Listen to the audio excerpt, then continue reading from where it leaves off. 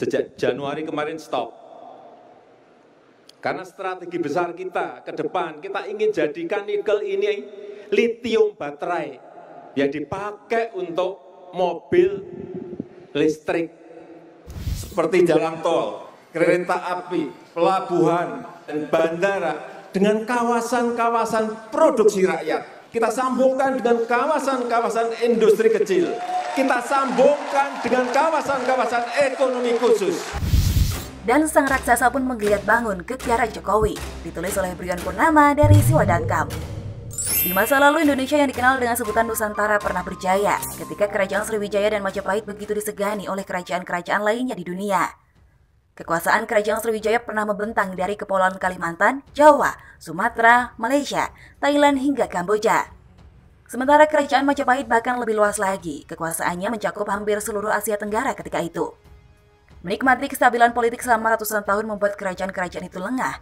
Pemberontakan raja-raja kecil, pertikaian internal kerajaan, perebutan kekuasaan, perlahan menghancurkannya. Datangnya bangsa asing dari mulai Spanyol, Portugis hingga Belanda seakan menjadi pertanda Nusantara sedang memasuki era kegelapan. Perbudakan, eksploitasi sumber daya alam, penaklukan satu persatu wilayah di Nusantara dengan strategi adu domba, membuat kejayaan masa lalunya kandas hampir-hampir tak bersisa. Hingga tibalah saat Indonesia memerdekakan diri, secerca harapan itu muncul melalui kepemimpinan putra Sang Fajar. Proklamasi adalah jasanya kemerdekaan jadi persembahannya Pancasila hasil buah pikirannya.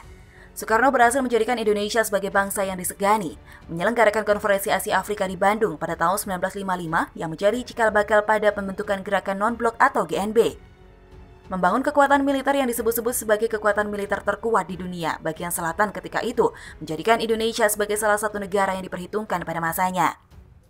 Sayangnya prestasi Soekarno ini tidak bisa dipertahankan oleh para penerusnya. Indonesia tidak lagi menonjol di percaturan politik dunia. Melalui pertarungan politik singkat dengan menunggangi pemberontakan PKI, kekuasaan pun direbut oleh Soeharto, yang belakangan hari dikenal sebagai sang diktator terkorup di dunia, gelar yang dipegang bahkan hingga hari ini.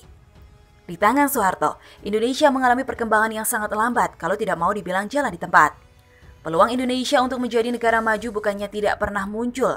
Di awal dekade 1970-an, ketika dunia menghadapi krisis minyak internasional akibat kenaikan harga minyak, situasi itu sebetulnya menjadi jalan pembuka bagi Indonesia yang saat itu merupakan salah satu produsen minyak dunia untuk menjadi negeri yang kaya.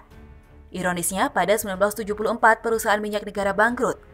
Melalui eksekutornya Direktur Pertamina Ibnu Sutowo, Soeharto menjarah BUMN tersebut untuk membangun loyalitas di kalangan militer dan kroni-kroni sipilnya. Penyalahgunaan kekuasaan yang berlangsung pada era Ibnu Sutowo, catat sejarawan Adrian Vickers tahun 2005, telah meninggalkan utang perusahaan sebesar 15 miliar US dollar. Setidaknya selama 3 dasawarsa lebih pemerintahan Soeharto, tidak kurang dari 61 juta hektar hutan telah diberikan kepada para konglomerat kroni Soeharto tanpa transparansi publik yang jelas. 61 juta hektar itu hampir setara dengan 5 kali luas Pulau Jawa yang hanya 12,8 juta hektar. Coba bayangkan. Tidak heran bila selama 32 tahun Indonesia di tangan Soeharto jauh tertinggal dibanding negara-negara lainnya karena masifnya perilaku korupsi, kolusi, dan nepotisme yang dilakukan oleh Soeharto beserta kroni-kroninya, menjalar ke bawah hingga ke segala lapisan masyarakat. Bila dibandingkan dengan Korea Selatan di tahun 1960-an, mereka malah pernah jauh lebih miskin ketimbang Indonesia bahkan dari Zimbabwe akibat perang saudara dan korupsi yang merajalela. Namun dalam tempo waktu 30 tahun, mereka mampu melejit menjadi salah satu kekuatan ekonomi dunia dan satu dari 5 macan Asia.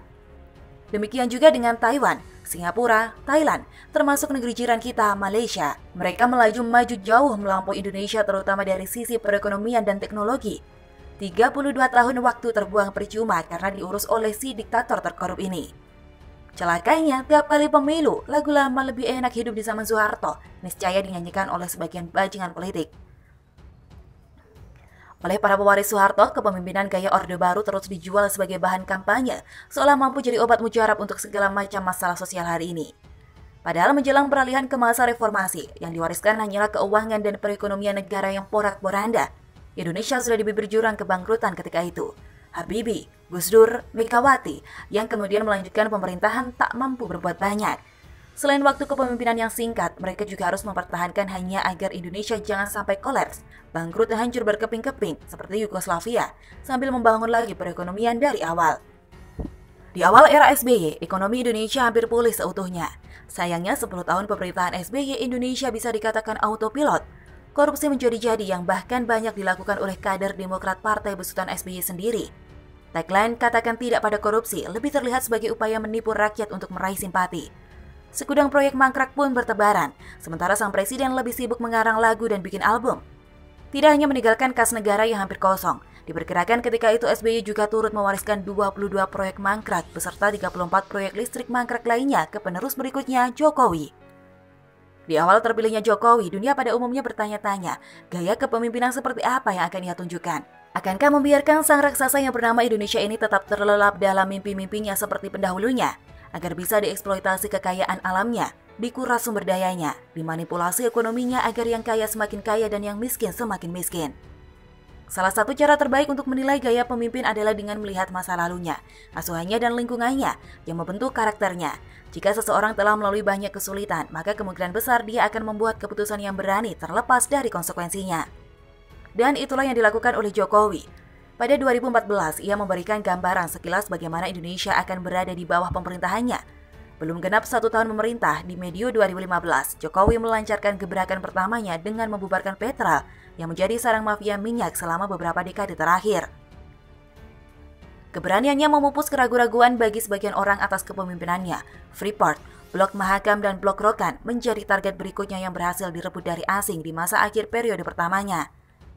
Infrastruktur dibangun, tol laut direalisasikan semata-mata agar ekonomi dapat berkembang secara merata di seluruh Indonesia. Sejak Januari kemarin stop. Karena strategi besar kita ke depan, kita ingin jadikan nikel ini litium baterai yang dipakai untuk mobil listrik. Memasuki periode keduanya, ekspor nikel dihentikan. Tujuannya agar pihak asing mau berinvestasi di Indonesia untuk membangun pabrik pengolahan nikel, sekaligus meningkatkan daya jual nikel. Apalagi mengingat selama ini Indonesia yang menguasai lebih dari 20% total ekspor nikel dunia menjual biji nikel dengan harga sangat murah. Bahan-bahan untuk litium baterai itu ada di Indonesia.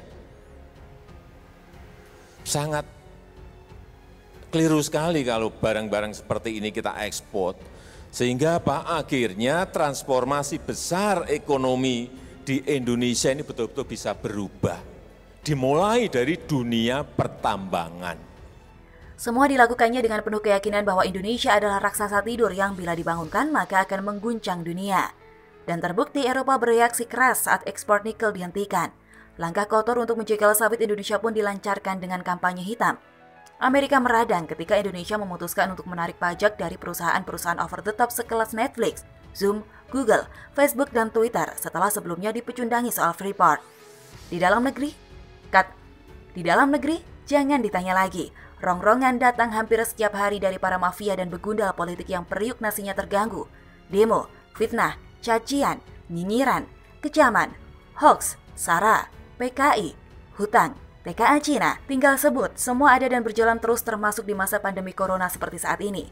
Masyarakat tidak hanya dihasut untuk membenci pemimpinnya yang terpilih secara demokratis, namun juga diprovokasi untuk menggulingkan pemerintahan yang sah. Wajar karena mereka itu merasa kelaparan semasa pemerintahan Jokowi.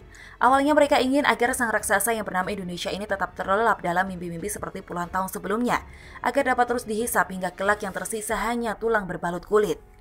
Untungnya impian mereka digagalkan Jokowi yang menginginkan Indonesia menjadi negara maju setara dengan negara-negara modern lainnya di dunia. Perjalanan menuju Indonesia maju masih panjang, apalagi bila kita bandingkan dengan negara lain yang membutuhkan waktu 30 tahun dari negeri terbelakang menjadi negara maju. Bukan berarti pemerintahan Jokowi sempurna, kekurangan di sana-sini tetap ada. Seperti misalnya belum terlaksananya revolusi mental seperti yang diharapkan, persekusi terhadap kelompok minoritas yang masih muncul, baik dalam menjalankan ritual keagamaan maupun pembangunan tempat ibadah. Namun sebagai Presiden ke-7 NKRI, Jokowi telah melaksanakan tugasnya dengan baik, yakni meletakkan dasar-dasarnya untuk menuju menjadi negara maju. Bahkan di saat-saat seperti ini, manakala pandemi corona merebak dan belum menunjukkan tanda-tanda akan berakhir, sebagai rakyat Indonesia, kita tinggal memastikan penerus Jokowi kelak adalah orang yang memiliki integritas dan kredibilitas setara atau minimal mendekati. Syukur-syukur bisa dapat yang lebih. Sebagai rakyat Indonesia, kita juga harus memastikan pengganti beliau kelak adalah orang yang memiliki visi misi, tujuan yang sama dan mampu meneruskan pondasi yang dibangun oleh Jokowi. Sehingga Indonesia berhasil menjadi salah satu dari 7 kekuatan ekonomi dunia di tahun 2045 kelak. Selamat ulang tahun ke-59 Presiden Republik Indonesia Insinyur Joko Widodo.